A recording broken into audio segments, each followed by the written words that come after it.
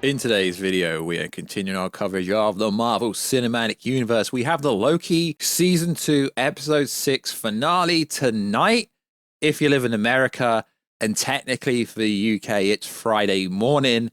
Then we have the Marvels coming out as well.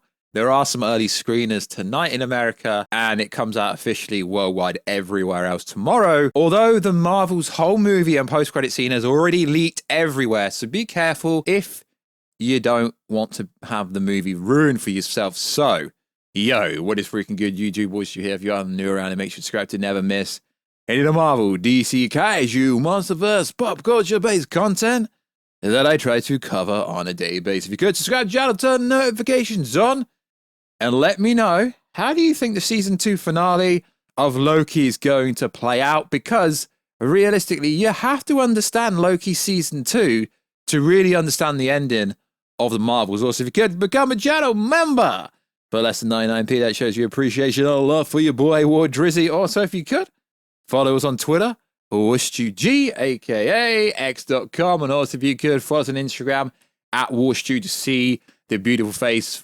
behind the beautiful voice. So, at the end of episode 5 of Loki, after Victor Timely got torn up into spaghetti, kind of like Reed Richards did in the Illuminati in Multiverse of Madness. It was kind of reminiscent of that, if you like. So at the end of episode 5, Loki found out he's the God of Stories, and they could be setting him up to be Avengers Prime. And what's going to happen at the end of Loki Season 2 is there is going to be a huge decision made by Loki and Sylvie, which will be reminiscent of the end of Loki Season 1. And this will have a knock-on effect of everything. Why? Because Loki Season 1 and 2 actually happen before Multiverse of Madness, No Way Home, Ant-Man 3, and the Marvels. Realistically, nothing happens before Loki Season 1 and Loki Season 2, as far as I understand, based on talking to people and reading everything online. So, at the moment, there is no multiverse. What the freaking hell? There's a multiverse saga, but there's no multiverse. So what's going to happen, apparently, according to rumors and stuff and theories, and we put a theory video out there, but I wanted to recap it before we explain the Marvel scene, because you've kind of got to understand it. So the multiverse is not going to be saved. It's going to be free. So everyone's free to do what they want. Essentially, this episode will create, if not free, the multiverse.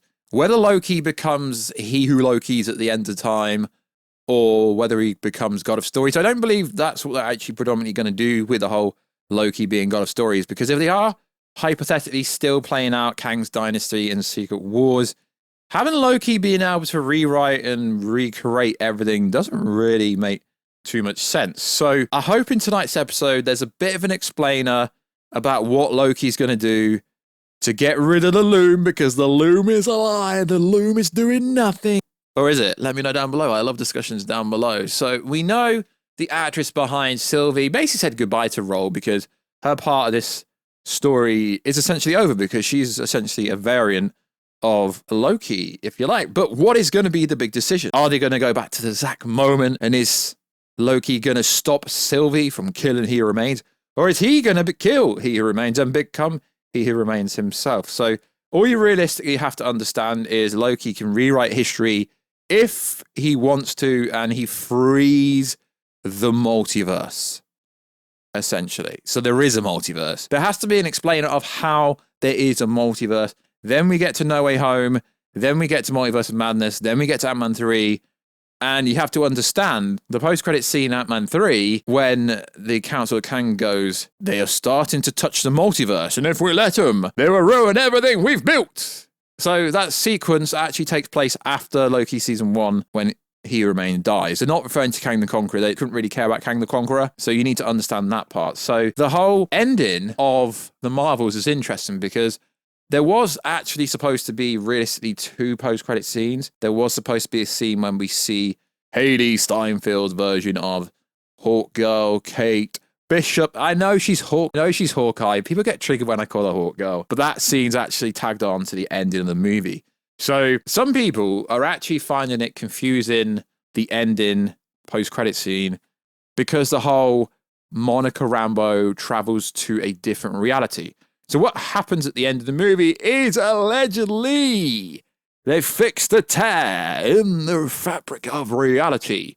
But Monica is trapped at the other side in a different reality. And you can actually see a sequence in said trailer when there's Kamala Khan, aka Miss Marvel, Captain Marvel, aka Marvel's Queen, Carol Danvers, looking at said sequence. So what happens in said sequence? And I don't know why some people seem to think that somehow Monica's gone to the Multiverse of Madness universe. The fact that the X-Men are right in this universe tells you that it's probably going to be the Foxverse or the X-Men universe, whichever kind of movie timeline they're in.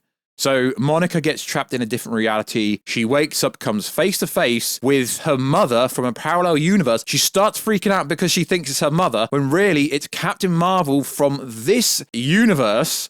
And it most likely looks like it's going to be the comic book character called Binary, because, you know, this is kind of dodgy. And I can understand why some people think this could be the Multiverse of Madness universe, because the Maria we met in Multiverse of Madness, who could have quite easily survived her run-in with Scarlet Witch, I don't think it's the same one, but it could be. So we get Kelsey Grammer's version of Beast, and a lot of people seem to complain about the CGI, and there's X-Men logos everywhere. And he actually explains there's been an incursion, or he thinks there's been an incursion. So make sure to stay to post-credit scene to watch this. But the dialogue is, wait, what? Yeah, we know. I'm sorry. There's a lot to unpack. It's actually quite simple. All right, then. First things first, what's an incursion? And he explains what an incursion is. We've already had this explained by Jonathan Krasinski, Reed Richards in the 2022 Doctor Strange Multiverse of Madness. An incursion event occurs when the boundary between two universes erodes, they collide, destroying one or both entity. Clear, played by Charlene Threen, I've said that wrong on purpose, shows up in the post-credit scene of Multiverse of Madness to tell Doctor Strange that his actions throughout the course of the film have triggered an incursion, and that the two of them are having to go to fix it. So does this mean this sets up Deadpool 3? Now, this is where the Deadpool 3 story comes in. So I think that Loki, he who Loki, is going to somehow take over the TVA and be in control of the TVA, because there is some artwork that's been out there for a while where we see Loki at the end of the time in the Loki outfit at the Citadel, basically bossing everything. So how this sets up Deadpool 3 is they're going to be using potentially this universe that's introduced in the post-credit scene for the Marvels to introduce the Fox universe X-Men characters, because I don't know if it's a legal issue or if Feige doesn't want to introduce the MCU characters in the sense of his MCU X-Men till post-Secret Wars, but this is how they're going to explain that the Fox versus X-Men will appear in Deadpool 3, being confirmed by many credible, not that there are many credible sources, but it's being confirmed by Ryan Reynolds and by the director that we will be seeing former X-Men characters from the Foxverse. And what will happen in Deadpool 3 is somehow, I don't know if this makes much sense now because of the end of Loki, because let's just see how it plays out officially. Leaks are leaks, but leaks are generally true. In other words, they are. Come on. They are basically true most of the time, at least when they come from Reddit. So the TVA are going to somehow take Deadpool and somehow be like, yo, you need to help us or else the whole world's going to end. God, it sounds so hyperbolic. Oh, you lads love when I say that. So the TVA will recruit Deadpool and Wolverine to go and find a bunch of heroes to help them take out Kang. But the funny thing is, Kang doesn't exist. There is no Kang. There's no Kang in the post-credit scene for the Marvels. What happens to Kang? That's what's going to be interesting, because there is a version of Jonathan Majors playing a variant of, it could be literally any version of Kang, that's pinnacle to the whole Kang's Dynasty being set up, because at the moment, based on the end of episode 5, there realistically isn't a need for Kang at the moment. This whole rumor that Victor Von Doom, aka Doctor Doom, is going to be the major villain going forward, which he should be a pinnacle part of Secret Wars. I'm with you, and I agree he should be, but I just can't buy the fact.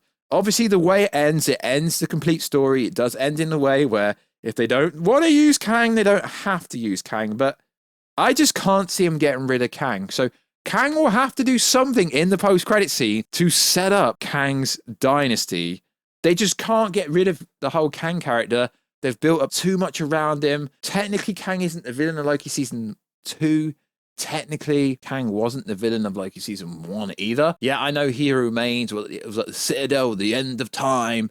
But realistically, the only time we've seen Kang actually being a villain was in Ant-Man 3. And yeah, I get it. He gets trolled massively. We actually haven't seen Kang as a villain yet. At the end of Loki season 1, he's like, wait until you meet my variants because they're not as nice as me. So Kang actually has to do something really pinnacle in the season finale of Loki season 2, which indirectly gives you context for the multiverse scene that is the X-Men scene in the Marvel's post-credit scene. So hopefully my theory video from a few days ago was correct. Hopefully it does set up Deadpool 3. We basically know that's why the X-Men are there, but it's more there to set up the fact that it's showing you the multiverse, because now the multiverse is actually free. If they want to get rid of Kang in the season finale of Loki, they can, but we need to see Kang actually do something to making him an actual villain, because, careful for spoilers, at the moment, there is no villain. There is no Kang villain. We actually haven't seen one yet. We've seen the character Kangs with Ramatut and Scarlet Centaurium and all the other different Kang. I mean, there was even a Doom Kang, but we actually haven't seen a villain version of Kang, except for Kang the Conqueror, when he was talking about, oh, the other Avengers he's killed, but we haven't actually seen one yet. So come on, bro. You've set up Jonathan Majors as Kang, as Victor Timely, and all these other variants of him we've seen, but we haven't actually seen a villainous Kang yet. Come on, Marvel, introduce freaking Kang already. It's all right, people saying, yeah, bring Doctor Doom in, but we haven't seen Kang. We've seen all the setup work. That is why the ending of Loki season 2, it's probably the most important scene. Whatever happens at the end, I'm pretty sure that Loki does free the timeline, which essentially frees the multiverse.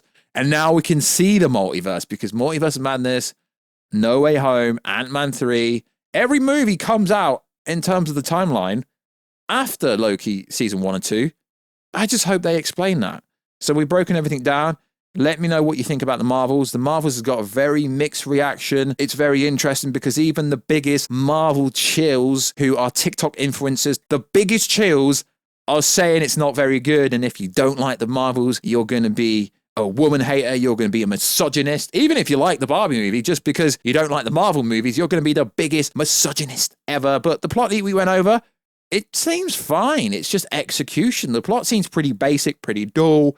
That does not mean it's not a good movie. So once you've watched the Marvels, let me know down below what you think of it. And guys, please don't drop the misogyny word just because people might not like this movie.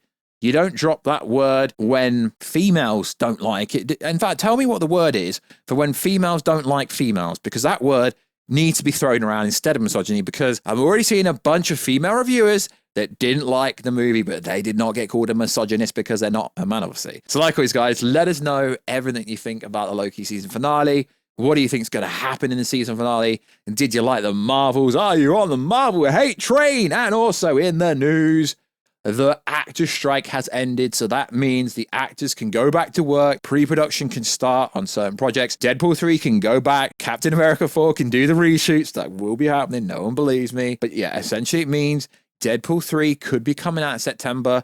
Your boy, Ryan Drizzle, aka Ryan Reynolds, has been already on the bandwagon, already on the Marvel damage. You never say anything bad about Marvel. It seems like damage control to me. Did Dogpool save the day? Not a chance in green hell, but he sure is currently causing the Disney plushie merch department nightmares. Coming with a movie summer 2024. Now, people say they've already done half the movie, which is actually, factually speaking, it's a freaking lie.